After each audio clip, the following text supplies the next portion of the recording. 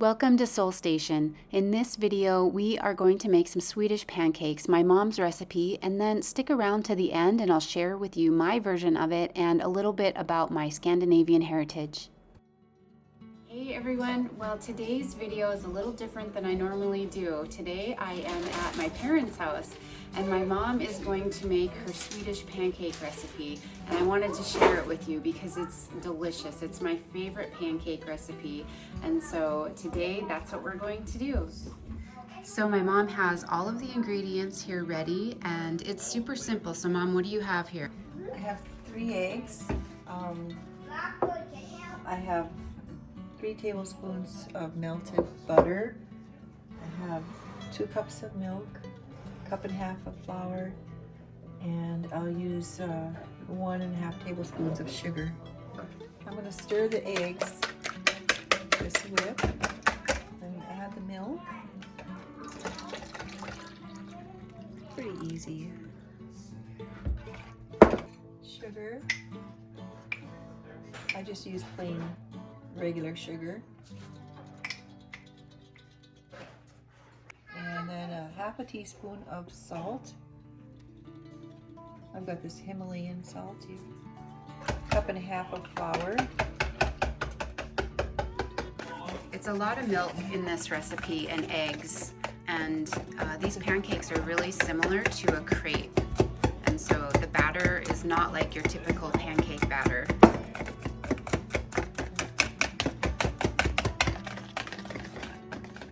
And now she's adding the melted butter. 3 tablespoons. Okay. That'll be good.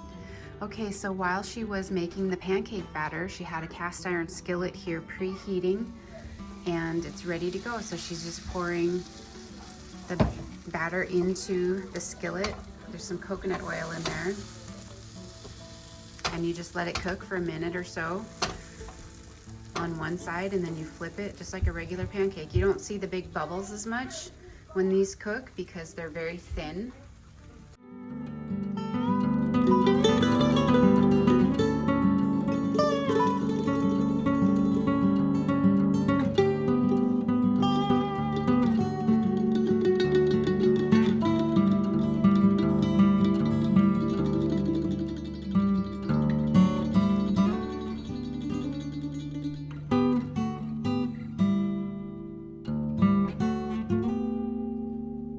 Okay, test it, Eli. Let us know.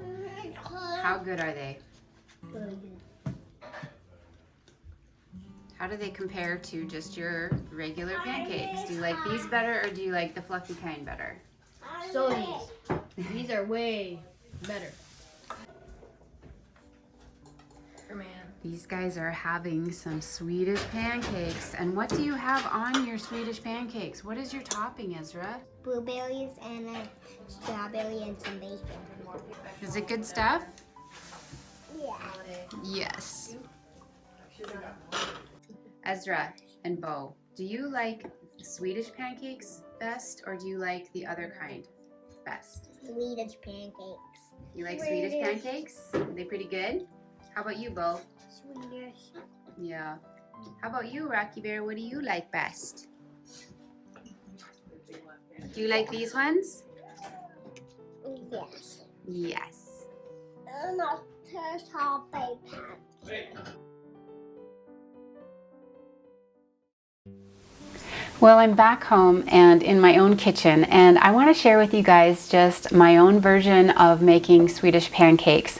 I'm going to be halving the recipe because most of the time it's just Jess and I, and we don't need the full recipe. So I'm going to show you just how I half the recipe and then a couple different variations that you can do to make these pancakes.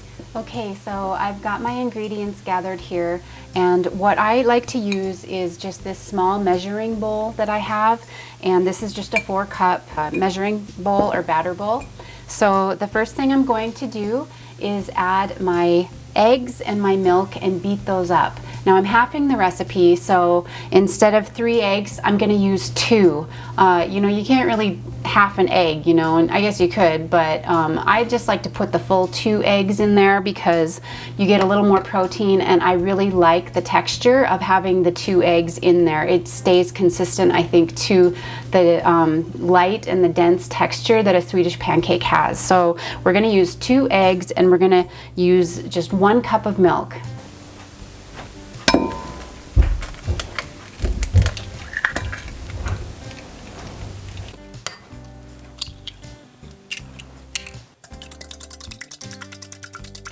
Now I'm going to add the milk in, and I'm using almond milk. You can use a different type of milk and it will still turn out. So don't be afraid to use almond milk or coconut milk. You can also use whole milk or 2%, you know, whatever you like. I've had just as much success using almond milk as I have using whole milk.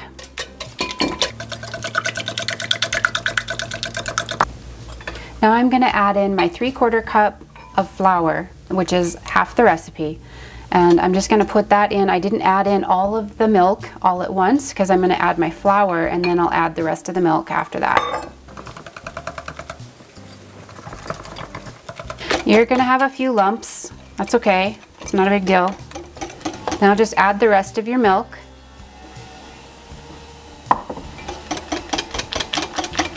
And finish mixing that.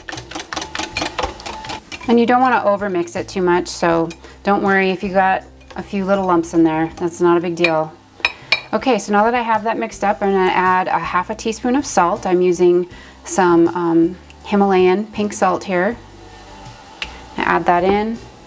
And then the recipe calls for 3 tablespoons of sugar. And instead of sugar, I'm just going to add honey, and I've got some raw Montana honey here. I add, you know, about 2 tablespoons or so of the honey. And I also like to add vanilla. My mom's recipe doesn't call for it, but I'm going to go ahead and add it because I just like the flavor that vanilla adds to pancakes because we always eat them sweet. I'm going to add just a teaspoon of vanilla. And then I also like to add just a little drop of lemon juice to it to brighten it up a little bit. And that's it. And the reason I like mixing it up in this batter bowl is obviously it's just easy to pour into my pan. I have a cast iron skillet here. I'm going to turn this on to medium high. I'm going to let this get nice and hot, and I'm going to melt some butter in here. I don't add the melted butter to the batter. What I do instead is I just melt about 2, sometimes 3 tablespoons of butter in the skillet. It just depends on how many I am making. So right now I am going to add about 1.5 tablespoons to 2 tablespoons here of butter. And this is just going to be absorbed by the pancake, but it's going to keep it from sticking too. I'm letting my skillet get nice and hot here. So at just about the point of smoke, that's when I'll turn it down just a tad to make sure it doesn't get too smoky and burn the pancake. But I also want it to be good and hot. I can see the butter is starting to brown a little bit, and we're starting to get a little bit of smoke on there. So I'm going to just adjust this heat down just a tad, and we are ready to pour our first pancake.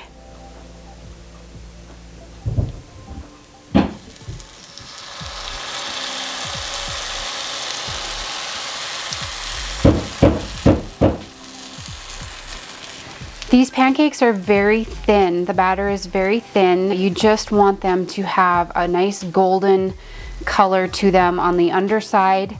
It usually takes about 1.5 minutes, maybe not even quite that long, depending on how hot your skillet is. And then you flip it over and do the same thing on the other side. These edges are looking pretty good, so I'm going to go ahead and flip this. So many people say the first one never turns out, but I'm happy to eat the first one. I think it's fine. So these pancakes have a really kind of a lacy edge to them. They're very similar to a crepe, and and I can easily eat 3 or 4 of these. I could eat more. Let's just be honest. I could easily eat more, but 3 or 4 usually does it for me. So I'm going to cook up a couple of them here, and then we'll put them together on the plate.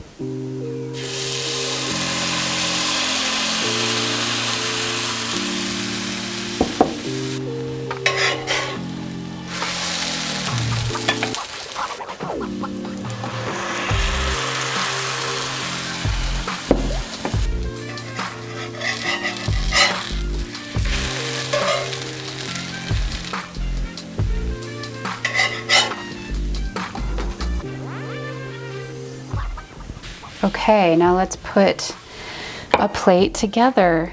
A lot of people roll these up like a crepe, and we've always just eaten them like regular pancakes. So this is my favorite way to eat them. I like to add some yogurt, and I'm using whole milk yogurt here, just plain whole milk yogurt, and I just like to add a dollop of that.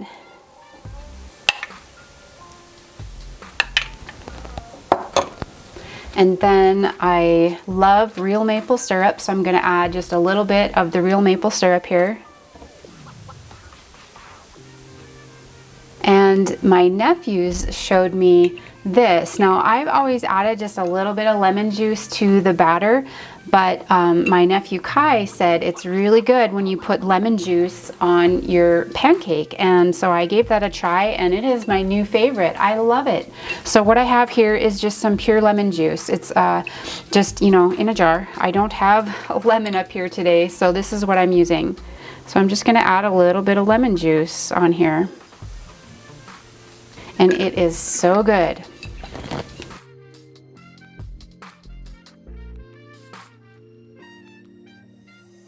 I've also got some blueberries here. I'm gonna add a few blueberries to the top.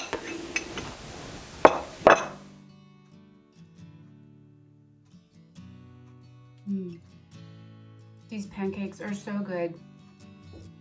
They remind me of home. Those of you who don't know me, but you've been watching my channel, I wanted to share just a little bit about myself with you. I grew up in northern Minnesota. My parents' house is actually only 3 miles from the Canadian border, so way up north. That's where I grew up. And so my heritage is Scandinavian, you know, lots of Norwegian and Swedish. And there are many different opinions on what a Swedish pancake is. My grandmother made pancakes and she used buttermilk, my Swedish grandmother. But this is how my mom has done it, always done it. And whenever I go home to visit, she makes these pancakes and they're my favorite. They're a family favorite and I love them. Now, I've read and heard differing opinions on Swedish pancakes. You know, the traditional pancake was made with potatoes, or you know, you make the batter and then you let it sit overnight in the fridge and then you make it the next day. I guess I don't follow those rules. I think family traditions are fun and we can learn so much from our family traditions that are passed down from one generation to the next. However, I always want to remember what Jesus said about traditions, that by your traditions of men, you make the word of God of none effect. So I don't ever want traditions to get in the way of truth. The only rules that I need to follow are the ones that the Lord gave, which we are commanded to love the Lord our God with all our heart, with all our mind, with all our soul, and with all our strength. And we are to love our neighbor as ourselves. Now, the other rules, as far as these kind of traditions go, are meant for breaking, in that you do what you like, you know? So make these pancakes the way that you like, make them the way that it works for you. Maybe you've made Swedish pancakes before. I would love to know, how do you do it? I would love to know, what do you put on top of them? Do you have any family traditions as far as pancakes go? And to my Minnesota friends and family, how do you make the Swedish pancakes? How do you like to top them? I'd love to hear your comments below, stories or memories that you have of a family tradition of making pancakes for breakfast, lunch, or even for supper. Oh, and by the way, I am in our loft, which is above our garage. We're building a house, and so the background noise that you heard was my husband putting on siding, which is the sound of progress. Hooray for that. If you would like to know what we did to finish our countertops in here, these are the butcher block countertops, and I have a video that I did where I whitewashed them. If you'd like to know how to do that with butcher block countertops, I will link that video at the end here. And I have a few more videos that I've done of repurposed furniture, of tables and whatnot. So if you're interested in seeing all the other things that I've been up to, you can go to my channel. I have 2 playlists on our channel. I'm keeping one as Sully Station, which is going to be all of the new construction on our house and what we're doing here. And then I have Soul Station, which is everything else that I'm doing, all of my DIYs, thrift store makeovers, and then my markets. I do all of that for my vintage markets. So that is what you're gonna find, the playlist called Soul Station. So thank you so much for watching, and God bless you all.